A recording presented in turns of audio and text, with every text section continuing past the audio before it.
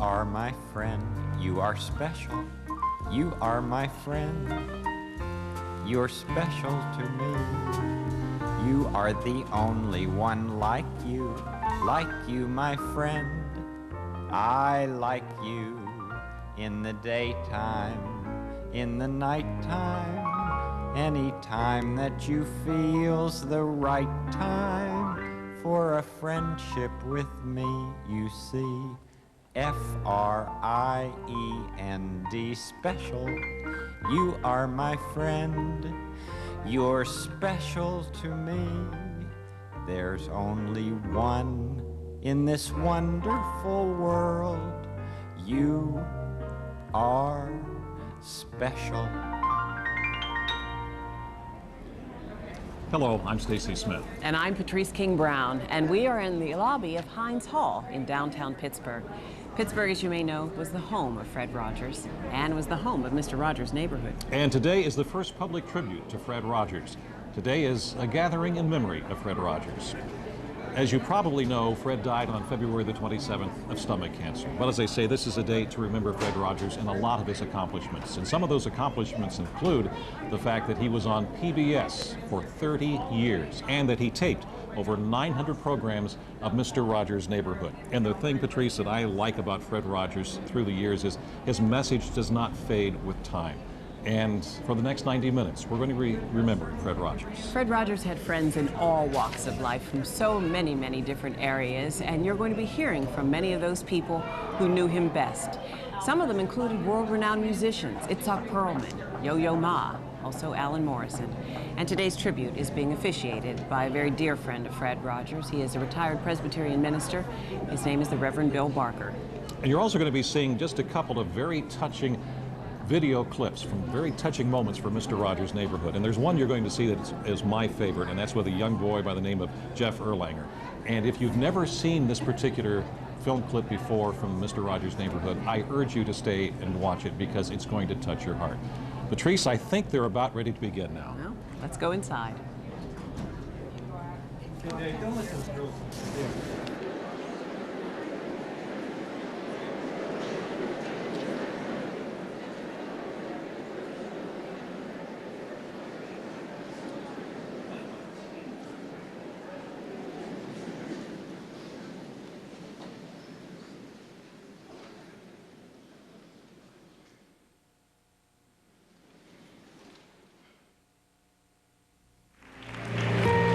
He began his career 43 years ago as part of the television crew at NBC Studios in New York.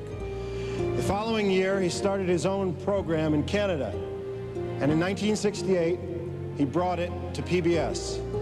That show, Mr. Rogers' Neighborhood, which just won a 4th Emmy for its host this past Saturday, is the longest-running program in PBS history and has made Fred Rogers an American icon. My grandfather's name was Mr. McFeely, and I always remember he said to me, "You've made this day a special day, Freddie, by just your being yourself." And that's always been with me.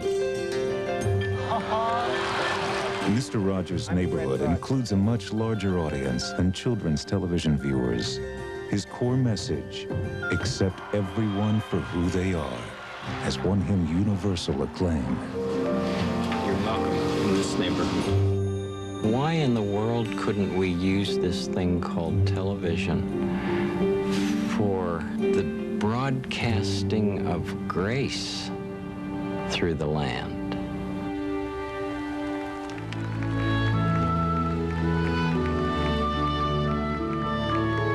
I do think that it takes a certain amount of courage to be able to tell his feelings. He's been liberated for a long, long time, almost as long as I've known him. And I think other men might like very much to be that way. We're all on a journey, each one of us. And if we can be sensitive to the person who happens to be our neighbor, that to me is the greatest challenge as well as the greatest pleasure. Because if you're trusted and people will allow you to share their inner garden with them, What greater gift?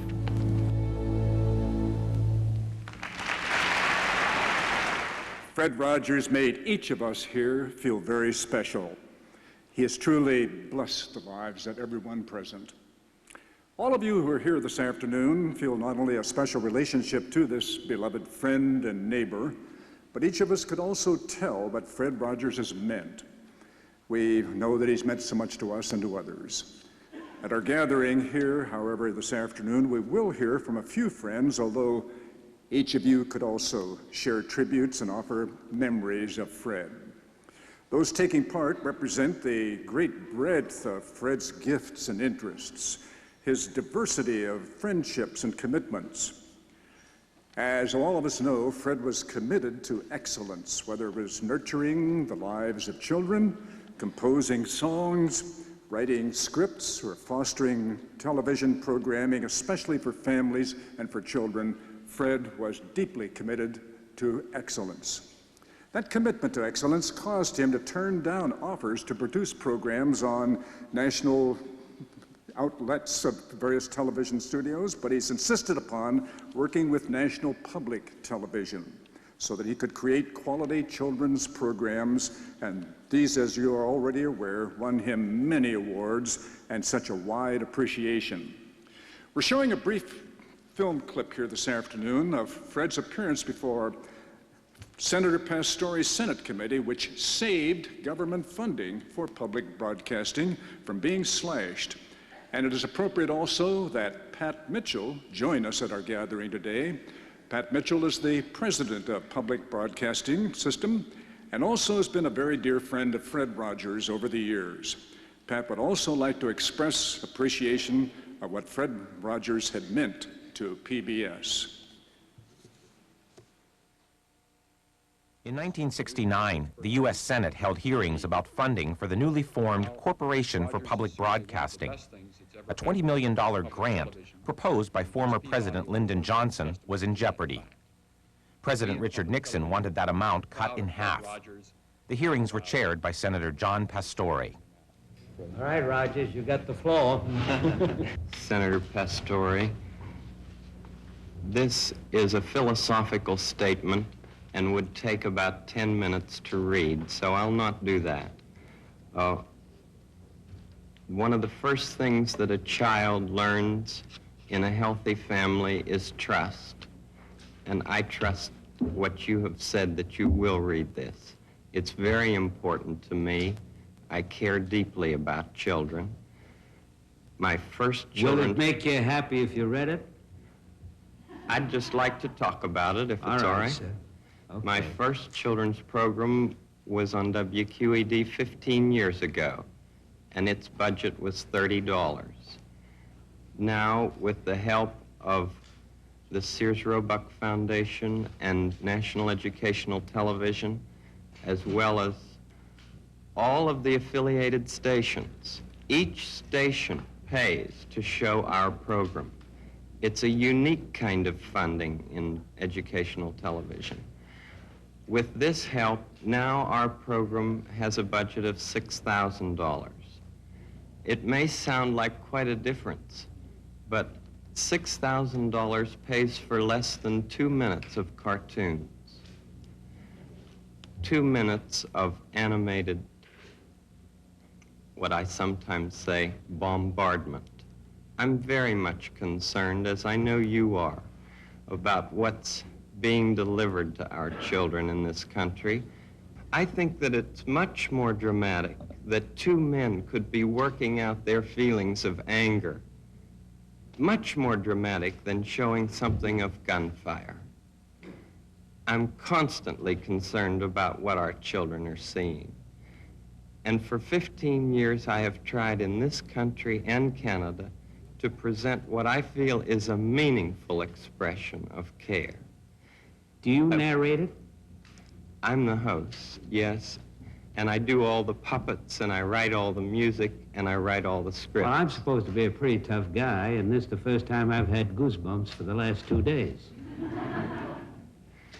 Well, I'm grateful, not only for your goosebumps, but for your interest in our kind of communication. Could I tell you the words of one of the songs which I feel is very important? Yes. This has to do with that good feeling of control, which I feel that children need to know is there. And it starts out, what do you do with the mad that you feel? And that first line came straight from a child. What do you do with the mad that you feel when you feel so mad you could bite? When the whole wide world seems oh so wrong, and nothing you do seems very right. What do you do? Do you punch a bag? Do you pound some clay or some dough? Do you round up friends for a game of tag or see how fast you go? It's great to be able to stop when you've planned a thing that's wrong and be able to do something else instead and think this song. I can stop when I want to, can stop when I wish, can stop, stop, stop, anytime. And what a good feeling to feel like this and know that the feeling is really mine.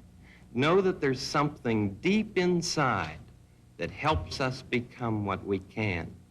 For a girl can be someday a lady, and a boy can be someday a man. I think it's wonderful. I think it's wonderful. Looks like you just earned the $20 million.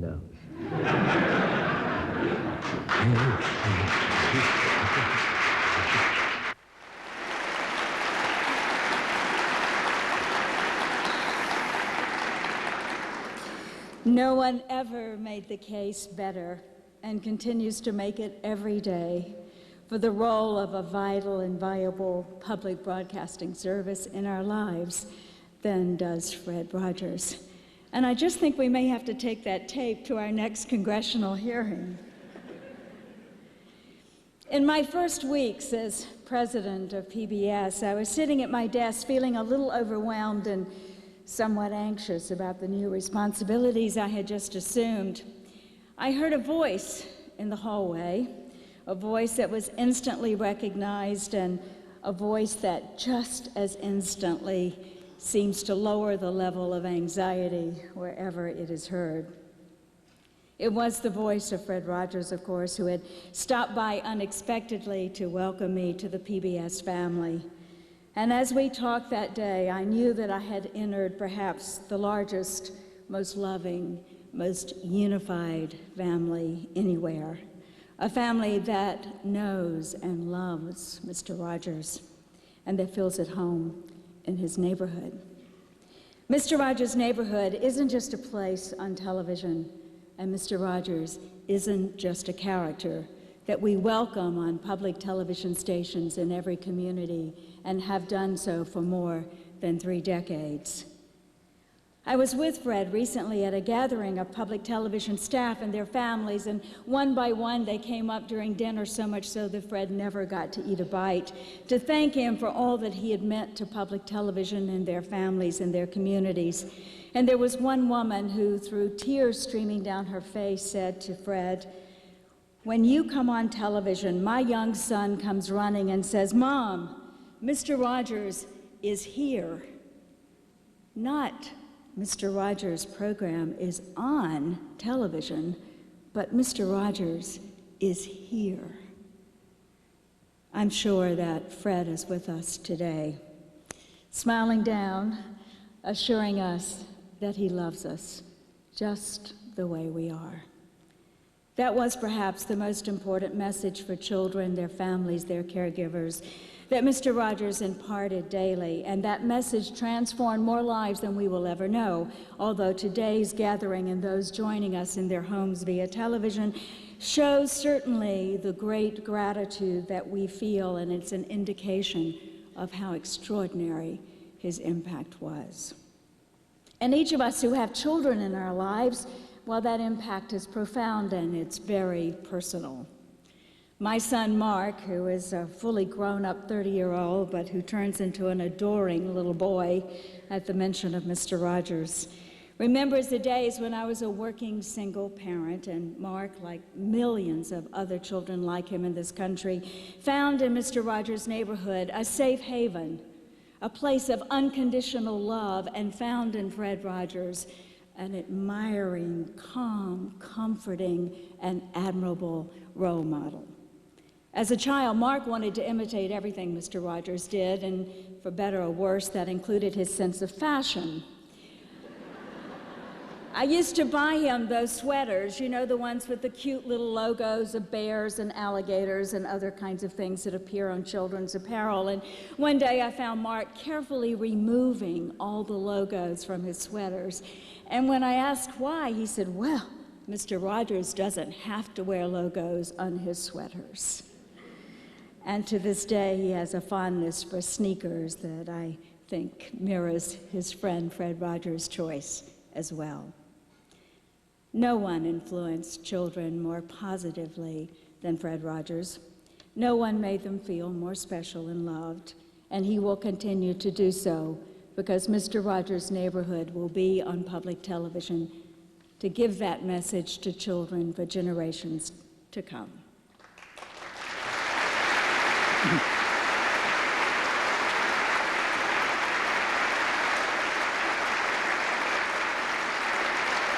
When Fred was inducted into the Broadcasting Hall of Fame, he told the audience, "We have only one life to live on Earth, and through television, we have a choice to encourage others to either demean this life or to cherish it in creative and imaginative ways."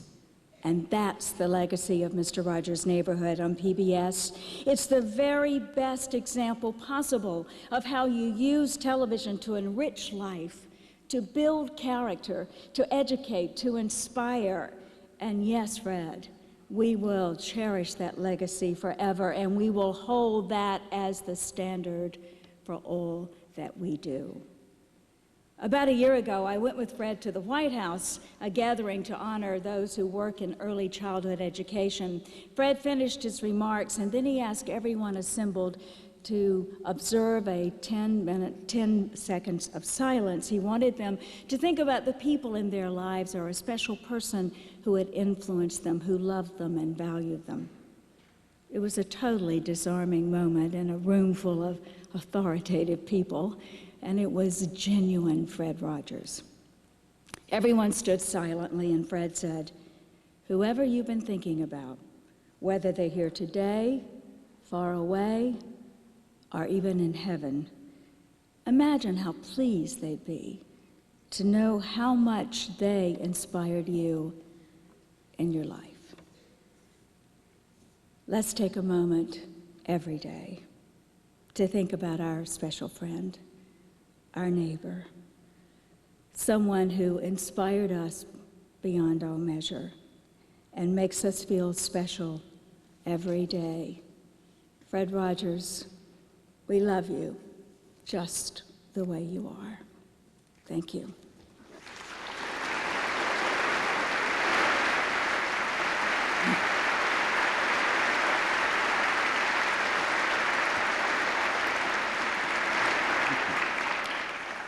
We remember that Fred Rogers' deep faith informed and inspired him in all he said and in all he did. It's appropriate this afternoon that we hear some words from Scripture, and significantly, these words will be the 121st Psalm, the last piece of Scripture Fred heard, and also the last he recited. And also significantly, the words today will be read by one of Fred's closest friends and colleagues, Archabbot Douglas Nowicki of the Archabbey of St. Vincent in Latrobe. It is a privilege to pray Psalm 129 with you at this memorial service for our friend and neighbor, Fred Rogers. Fred was a man of deep faith and childlike prayer. As our nation pauses for a moment to recollect ourselves in the presence of God, let us bow our heads in prayer.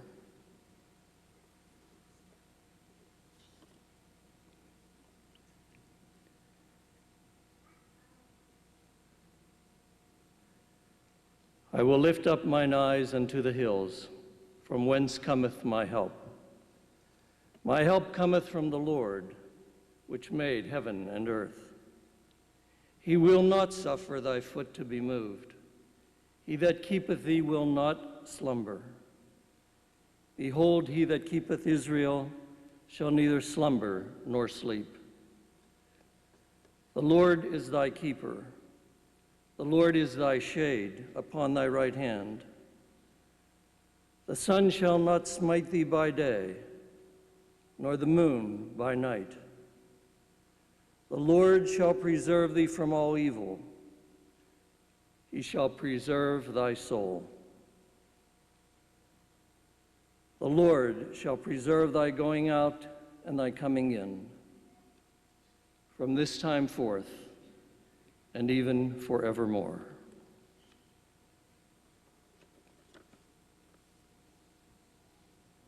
Amen. Fred Rogers' gifts and appreciation for music won him wide respect among the greatest musicians. Many of these appeared on The Neighborhood of Mr. Rogers. Their presence with Fred instilled a deep love for music among countless children. And one of our society's most beloved performing artists is Perlman. When he learned of this gathering here this afternoon, he asked if he could be present, and we know that Fred would always welcome Mr. Perlman, and we're pleased to have him surprise us here with a visit this afternoon. Mr. Perlman.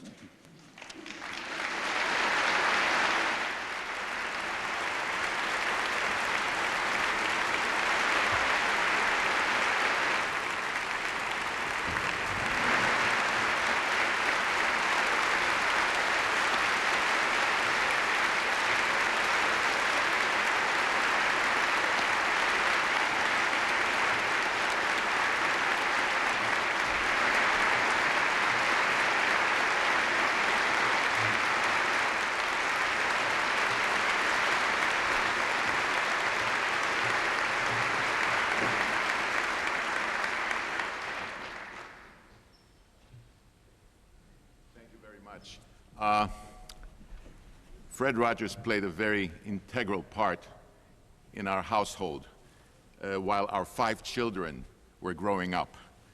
And I'm so happy that I have a chance to remember him today and to really thank him for what he did for our family. So, Fred, this is for you.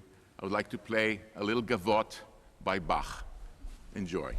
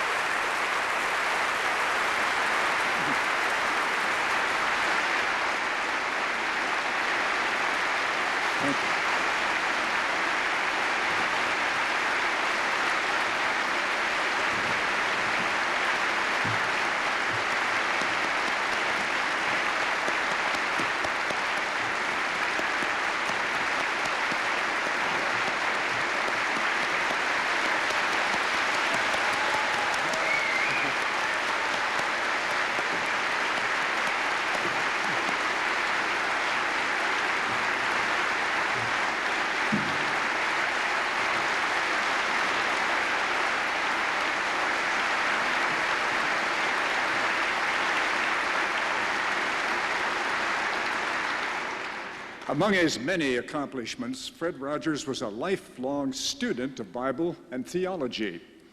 That commitment led him to enroll at Pittsburgh Theological Seminary, where he was a classmate of hundreds over the 8 years it took him to complete his degree as a Master of Theology.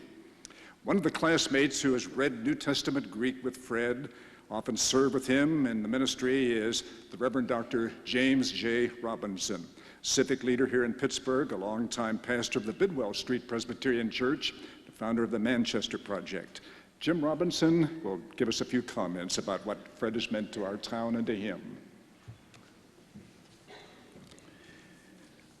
A 7-year-old admirer of Fred said, "He likes you just the way that you are."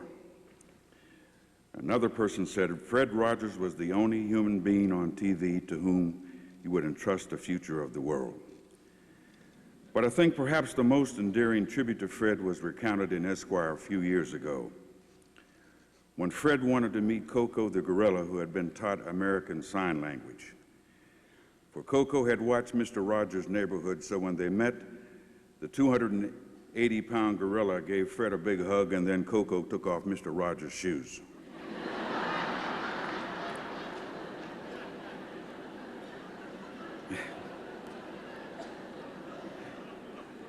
I first met Fred when both of us were attending the Western Theological Seminary on the North Side.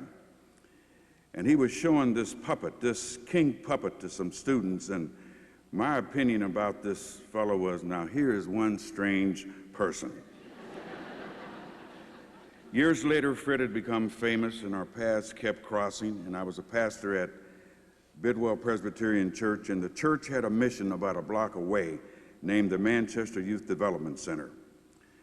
When we ran out of space, the school purchased some property and we expanded. And I invited Fred to the dedication when the building was finished. And when he came, the kids went wild when they saw him. And when Fred spoke, he told the crowd how glad he was to be in Mr. Robinson's neighborhood. We never set up luncheon dates or had special meeting times. We just kept bumping into one another, and we were always glad to see each other. We received medals from the Pittsburgh Seminary, twin medals together. What a sight 2 grown men strolling down the aisle hand in hand must have been. Later, a man named William Moore, our Greek and theology teacher, became ill, and his family had to place him in a nursing home. And I'm telling you, Fred and I were influenced, and we were bonded because of this man. Dr. Orr encouraged Fred in his studies when some must have felt he had never graduated, trying to go to school and be a TV celebrity.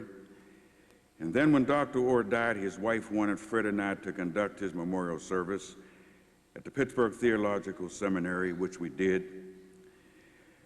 I believe enough hasn't been said about Fred Rogers' heavy theological mind, or that he was an ordained Presbyterian minister, or about his deep, deep faith and trust in God.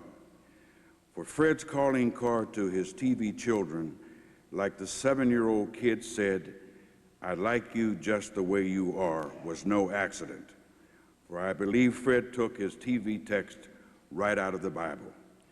Fred, you're a credit to God, you're a credit to children, and you are certainly a credit to the human race. Thank you, Jim.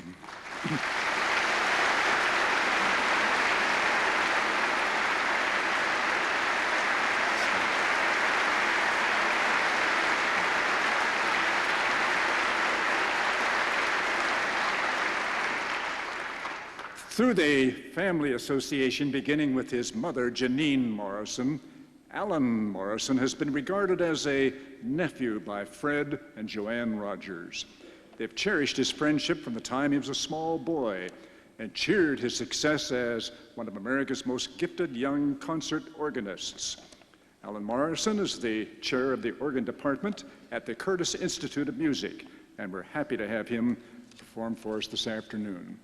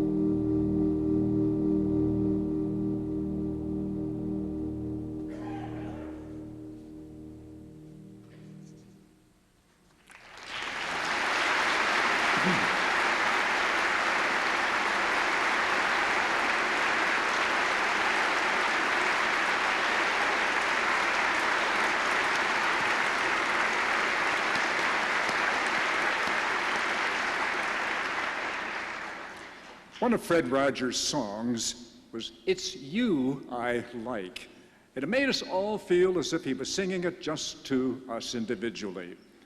Countless guests appearing on Mr. Rogers' Neighborhood felt that way too. Each of these guests on the program have helped nurture the lives of children. 25 years ago in a hotel restaurant in Washington, D.C., Fred happened to encounter an extraordinary boy and the young man's parents, Mr. and Mrs. Erlinger. Fred Rogers and that boy, Jeff Erlinger, immediately related so comfortably with each other that day that Fred invited Jeff to appear on the program.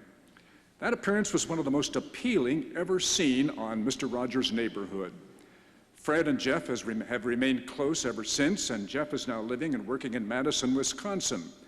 Before hearing from Jeff, let's watch a clip from the day some years ago when young Jeff Erlinger and Mr. Rogers visited on the neighborhood.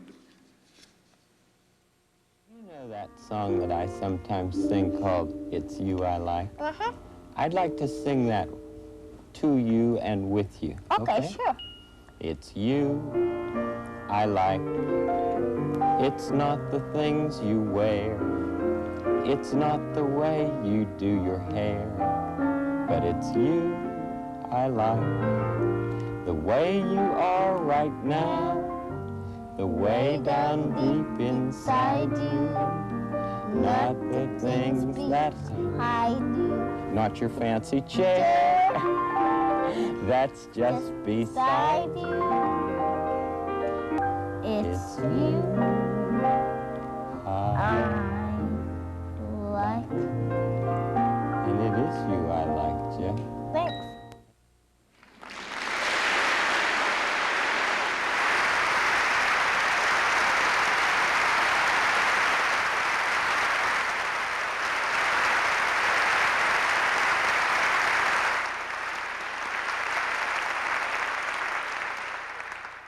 Thank you. It's an honor to be here today to celebrate the life of Fred Rogers. Fred's and my relationship really started in the early 1970s when through the magic of cable TV back then, I was able to visit with him not one time a day or twice a day, but sometimes 3 or 4 times a day, as I was able to get channels from all over the state. One of the things that Fred would teach me in these visits is not only that how to handle emotions, but that I, as an individual, was someone special. And while that is important for all kids, it was especially important for someone who was growing up with a disability. One of the amazing things about Mr. Rogers was that he'd be able to make you feel not only that you were special, but that he had a close and deep relationship with you. One of the best examples of that is when I was on the show. We taped that scene you just saw, and the segment was 10 minutes long. And people will often ask me, well, you know, it was a 10-minute segment. How long did it take you to tape that? And my answer is, it took 10 minutes to tape it.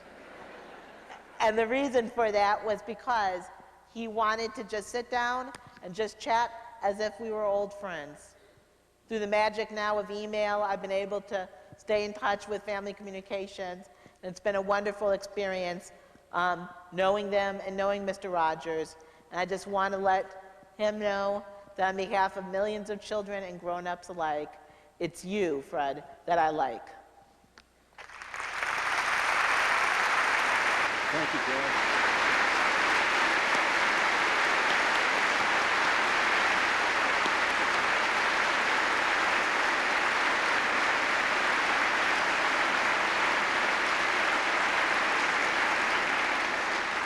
One of the other many participants on Mr. Rogers' Neighborhood was a person again whom you all know, Yo-Yo Ma. Yo-Yo Ma would like to have been here with us this afternoon, asked to participate. However, when the date was finally set, he found he could not be with us because of a commitment for a concert tour overseas. However, this busy artist has insisted upon preparing a very special tape in honor of his beloved friend, Fred Rogers. Good afternoon, ladies and gentlemen. My name's Yo-Yo Ma. The first time I met Fred Rogers was at a taping for a Mr. Rogers' Neighborhood segment. I was really excited to meet him because my son at that time, Nicholas, was 2 years old, and Mr. Rogers was his hero. So I show up at the taping session. Mr. Rogers, Fred, comes closer and closer, and I break out into a sweat. He says, "It is so nice to see you." What was absolutely disarming about Fred Rogers was that he was so genuine, and the physical proximity between two adults, which made me so uncomfortable at first, was of course the physical proximity that makes children very comfortable with adults. He asked me to play a little song that he wrote, "Tree, Tree, Tree, I Love You." At first, I thought it was too simple. I felt a little uncomfortable playing it. But I played it, and now, years later, I realize the impact of what that segment meant to many of the children that saw that segment through letters that were forwarded to me by the neighborhood team, as well as meeting the children in person, now more grown up with a deep love for music. So now I'd like to play for you once more, "Tree, Tree, Tree, I Love You," followed by a movement, a saraband from a Bach suite.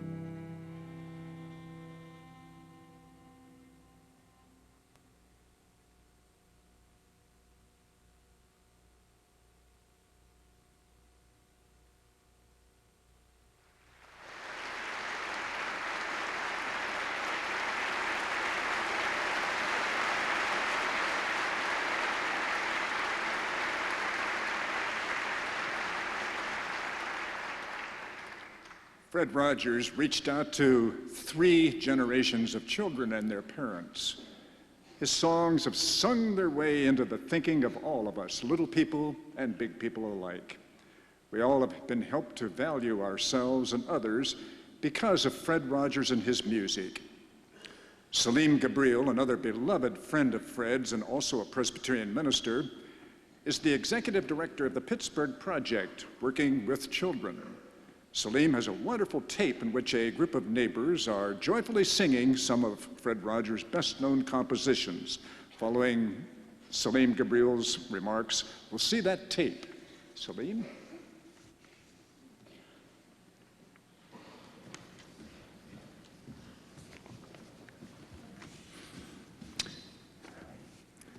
A couple of years ago, Mr. and Mrs. Rogers stopped by the Pittsburgh Project to visit us and see one of the performances that our children in our program were putting on. Earlier that week, I informed the children that we were going to have very special guests, and of course, they were elated.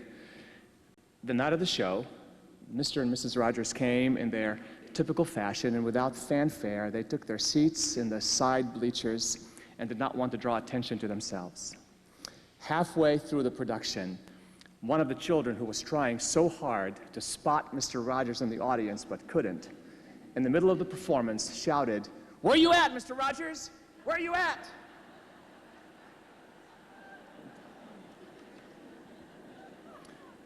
Where are you at, Mr. Rogers? Today, I have absolutely no question as to Mr. Rogers' whereabouts. He is in the heavenly neighborhood after which he modeled his television neighborhood. And he is with the architect of that neighborhood, the one who gave shape to Mr. Rogers' vision and fueled his passion. Author Max Lucado wrote about a season in his life when he was traveling a great deal. He didn't like to travel and be away from home and his family. He said his favorite leg of any flight was the last leg, the journey home. He would anticipate the wheels of the plane touching down, and he would have one hand on his briefcase and one hand on his seatbelt ready to bolt. And he would make it through the jetway and find a crowded room filled with people who weren't there to see him. But then he would hear the hand clapping of a child. He would follow that familiar sound until his eyes would land on a little girl standing on a chair, applauding the coming home of her daddy. And as soon as she knew that his eyes caught hers, she would jump off the chair and come running to him, and he would pick her up and hold her and love her and kiss her and tell her how special she is. On Thursday, February 27th, 2003, Mr. Rogers was on a plane going home. His trip was rich with great experiences, warm memories, and deeply, deeply, profoundly loved people. That day was the last leg of his flight home. He had one hand on his sweater and one hand on his seatbelt, and as soon as he heard the captain's bell, he unfastened his seatbelt and bolted through the jetway and into the crowded waiting area. There was his father, James, and his mother, Nancy, his grandfather and grandmother, Mr. and Mrs. Fred McFeely, and there were other family and friends and neighbors. And after a few moments of celebration, he heard the hand clapping of one. He followed the sound until his eyes caught the eyes of his God, who was standing on a chair clapping for him. God ran towards Fred, embraced him, loved him, kissed him, and told him how special he is. "Well done," he said. "Well done, my good and faithful servant. For I was lonely and you visited me. I was scared and you reassured me. I was feeling small and vulnerable and like I didn't matter, but you told me I was special. I was afraid of taking a bath, and you told me I could never go down the drain. I was frightened by the news about military planes and war, but you comforted me. And Mr. Rogers responded, "When, Lord? When?" And the Lord answered, "Fred, when you did it to any one of the least of these, my children, you did it to me. Come now to your new home, your eternal neighborhood."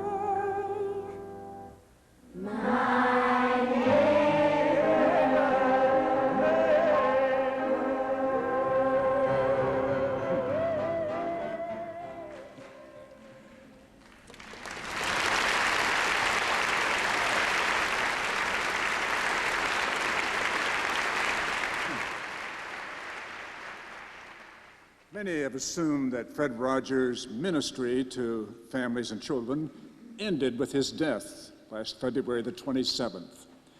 You may be reassured that this is not the case, for some years ago, Fred established Family Communications Incorporated as a vehicle to continue what he had dedicated his life to do. Fred gathered a group of persons who shared his caring for children and their families to serve on a board of directors. He also found a group of exceptionally talented, committed persons to serve with him on his staff. One of those who has served on the board of directors of Family Communications Incorporated from its inception is Teresa Heinz. This woman has known Fred for years and has encouraged him all during those years. And it's fitting that she be here this afternoon as a member of the board to speak of what Fred has meant to her and all of the board.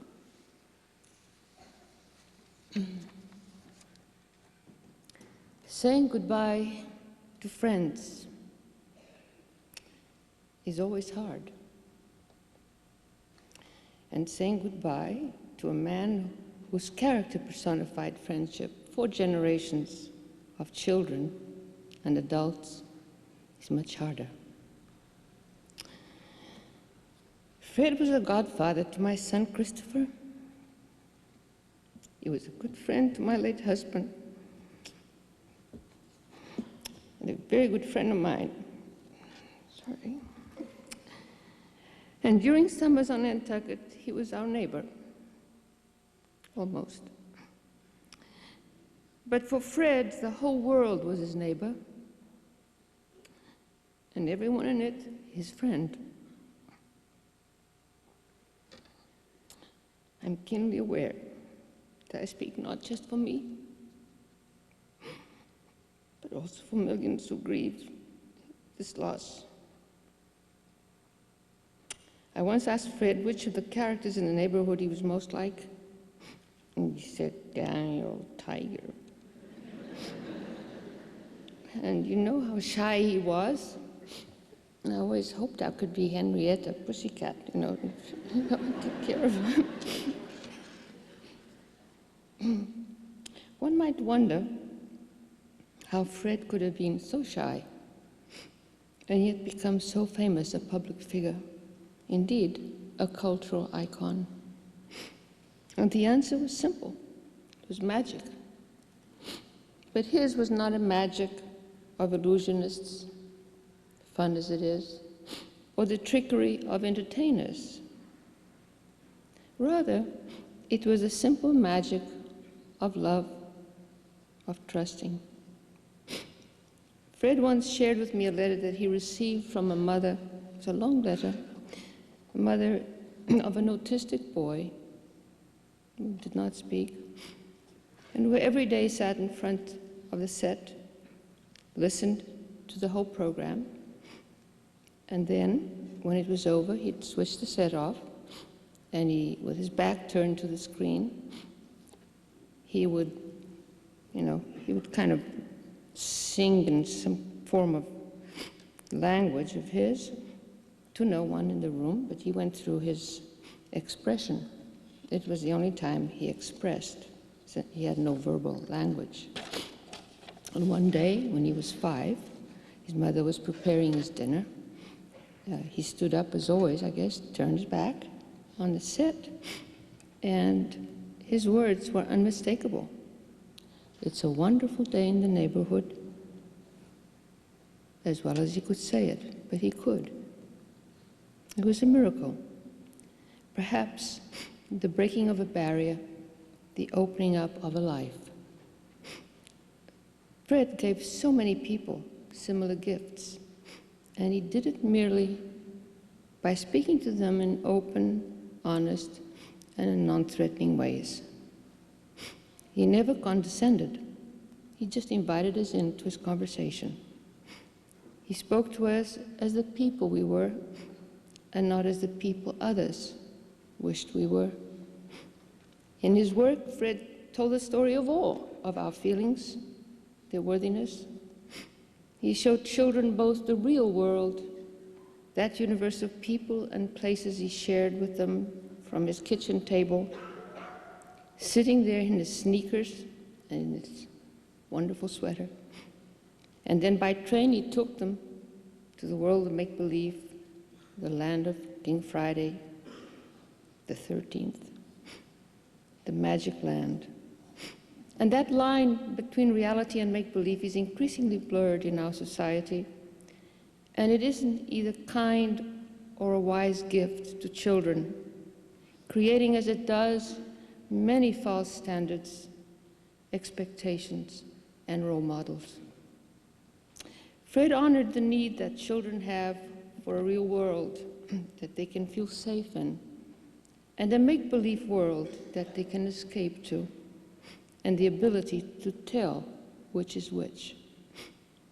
Fred also was able to look past the differences that so often are all that we see in each other and in life.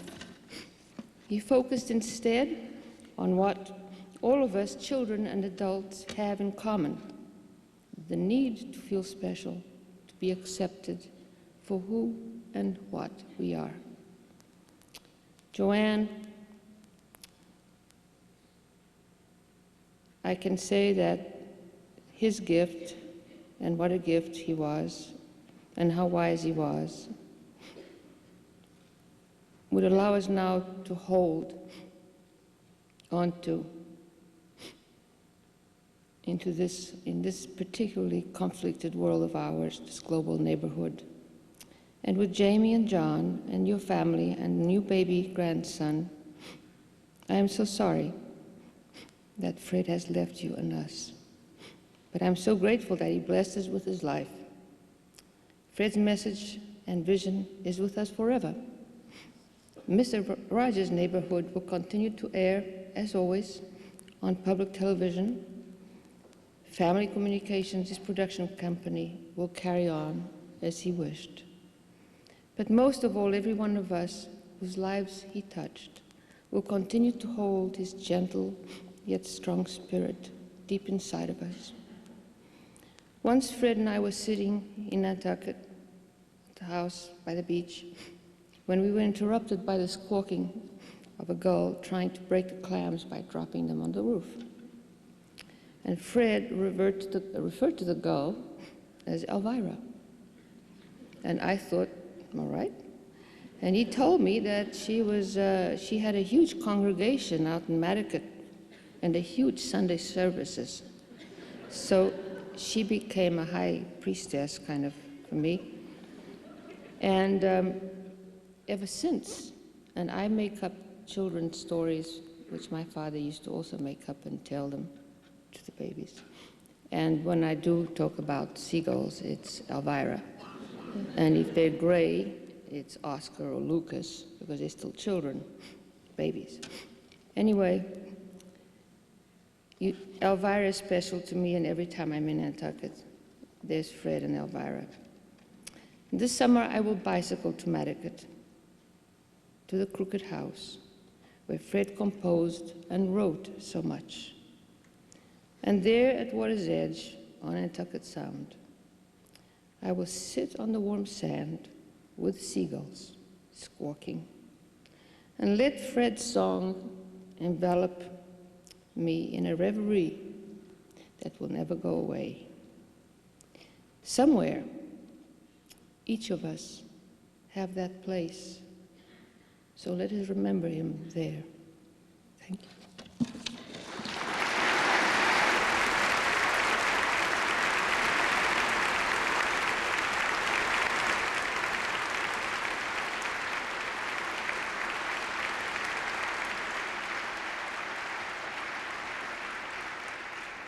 Those of us associated with Fred Rogers on Family Communications Incorporated knew that Fred was a person who enjoyed himself and enjoyed others, a fun person. He loved to laugh, and he could even laugh at himself. This side of Fred, in song and in a game that we're going to see that Ella Jenkins once was trying to teach Fred and Chuck Aber, that little children's song and dance, Head and Shoulders, shows that side of Fred as a fun person.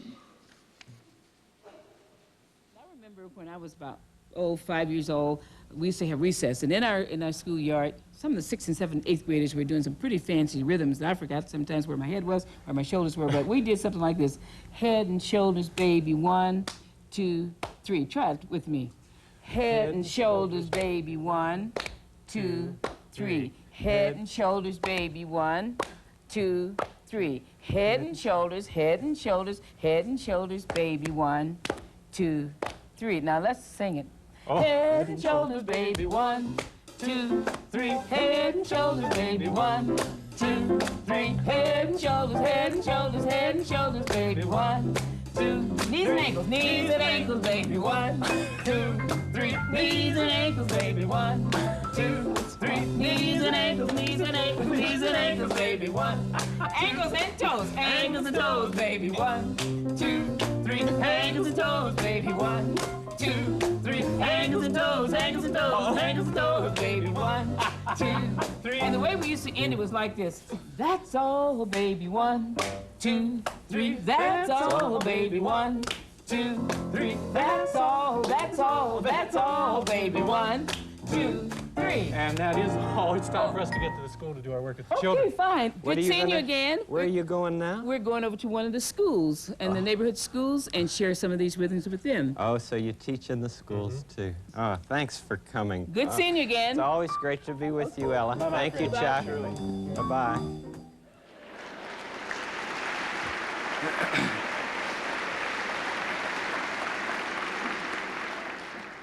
When Fred used this segment in speeches, he would say, "Ella never laughed at me, never put me down, or made fun of me.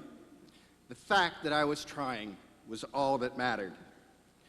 Fred was one of those rare individuals who was not afraid to be himself and to share himself with others. He was a composer, a minister, an author, a puppeteer, a brother, a husband, a father, a grandfather, a godfather, a neighbor, and a friend to all children. Through it all, he was always himself. And as his wife Joanne so often reminded us, what you see is what you get. Fred gave generations of children his honest self, which is his legacy. That legacy, built over 35 years through Mr. Rogers' Neighborhood, continues as part of PBS's children's programming. Giving of oneself takes great strength and courage and great faith. This was Fred Rogers. He illuminated values that are truly important in life, and then he lived them every day.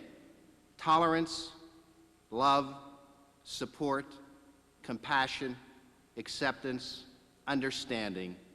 That was the essence of Fred Rogers. Understanding was the main factor that enabled him to talk with children about important issues, some scary to them: death, divorce, failure, sickness, disabilities, anger, making mistakes, going to the hospital or dentist.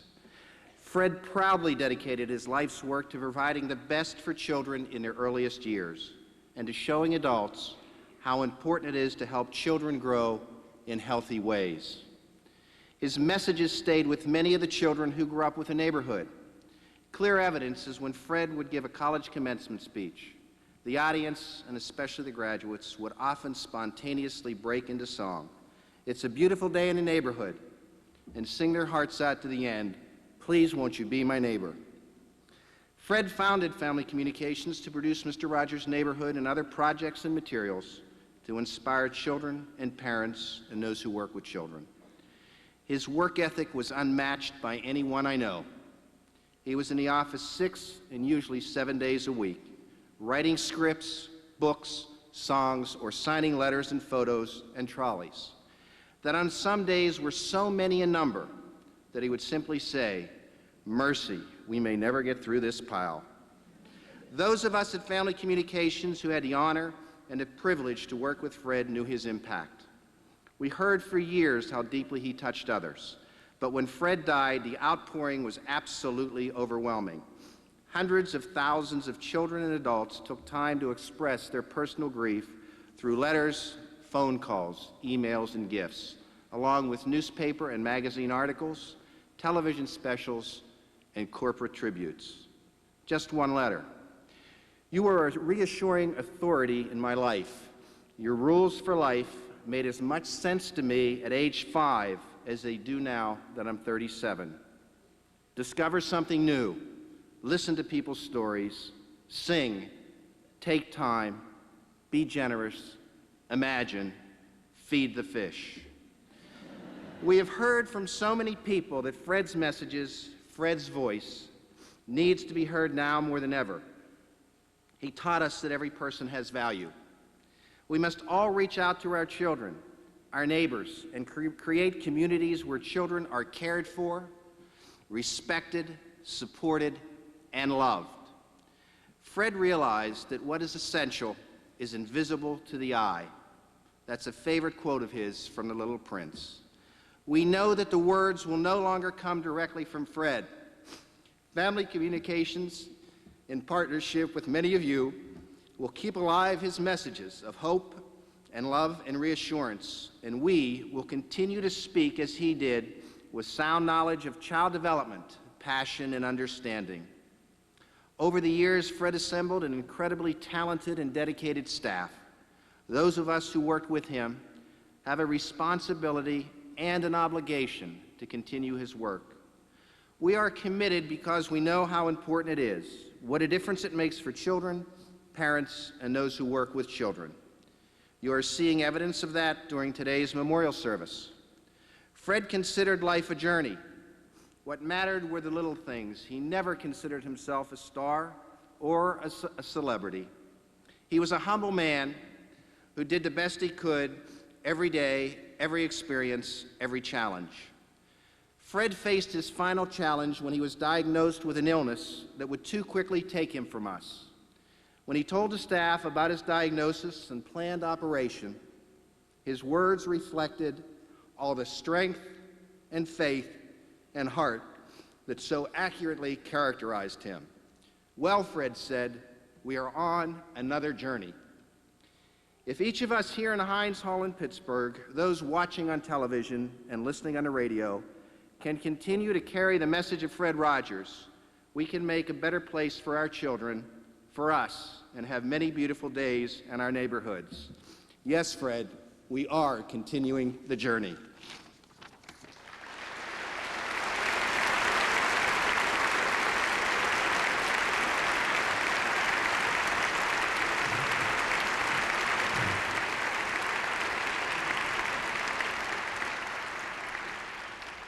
As a classically trained musician, Fred Rogers introduced children to the opera and the fine arts. Songs continue to delight children and adults alike.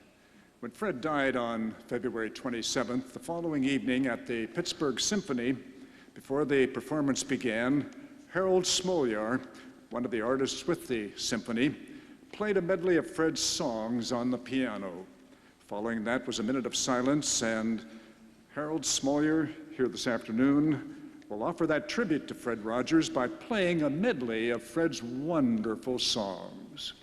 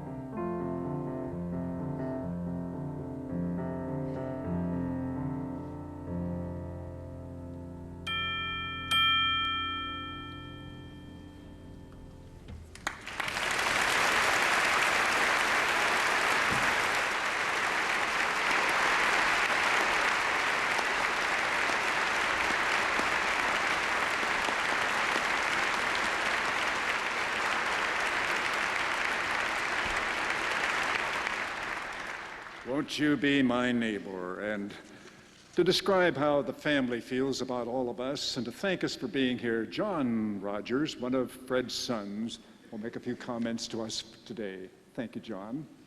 Thank you, Bill. And I wanted to thank everybody who put this beautiful production together. Dad would be so proud. I'm sure he is watching from above and is so happy with today. And our family would like to greet those here in Heinz Hall and in Dad's, as he called it, his neighborhood television, his television neighbors. We want to thank everybody for their support, loving support. Dad was a very special family member.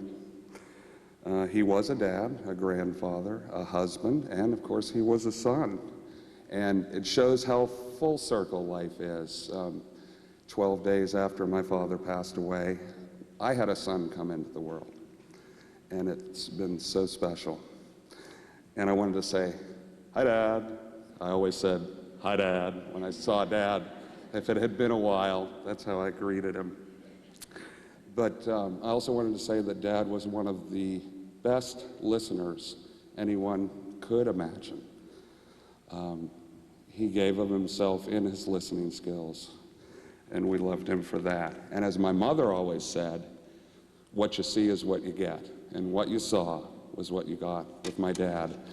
And I'd just like to close with a work from Emerson called Success. Dad gave me a plaque years ago, and I know these words meant a lot to him, and I feel they're part of his strength and bond. So I will close with that.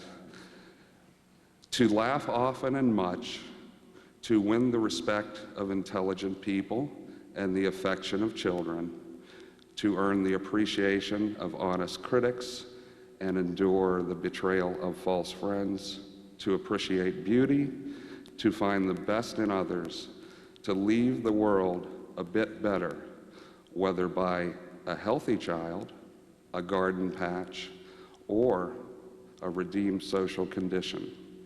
To know even one life has breathed easier because you have lived.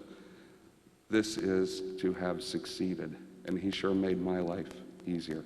Thank you.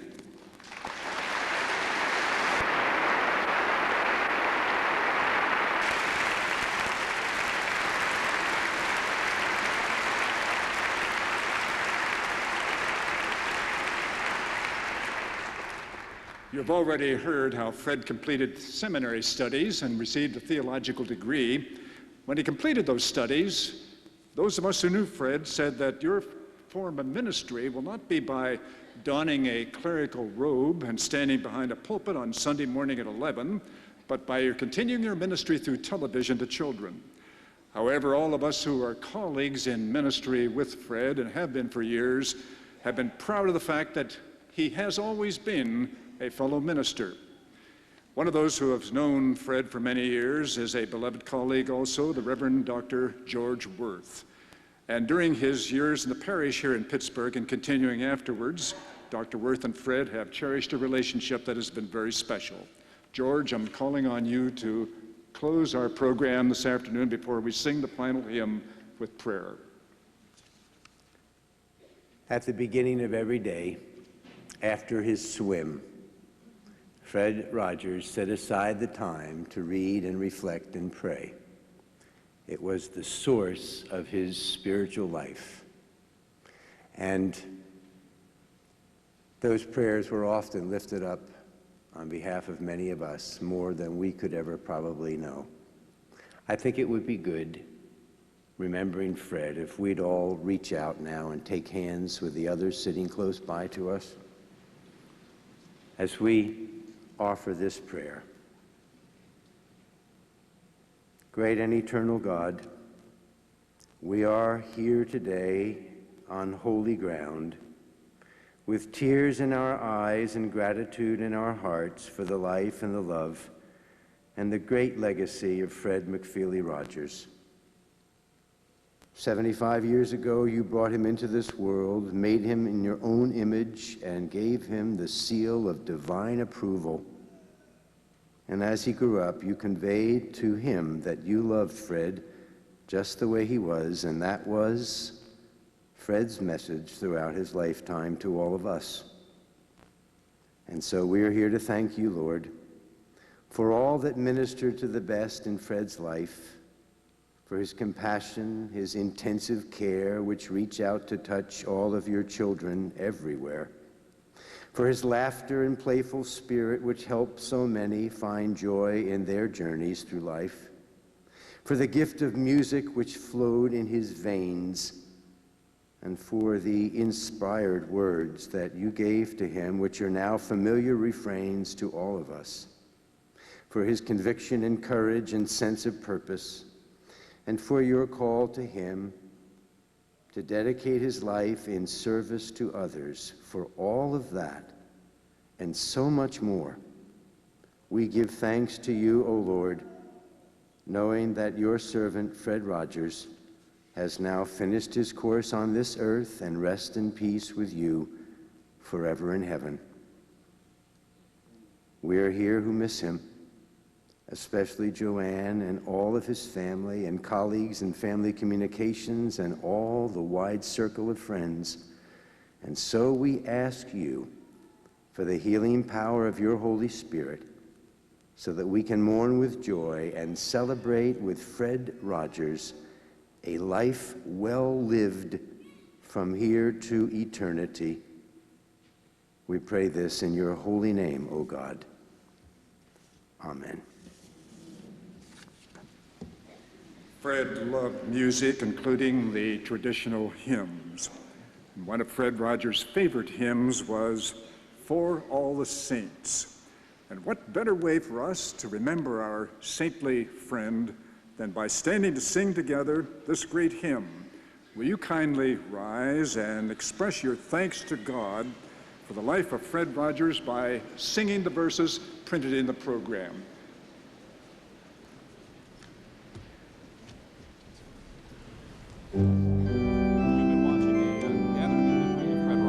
I'm Stacy Smith. And I'm Patrice King Brown from Heinz Hall in downtown Pittsburgh. And if you'd like to know more about Fred Rogers, just go to WQED.org. Thanks for joining us. Talk about your favorite Mr. Rogers moments with family and friends by starting your own PBS program club.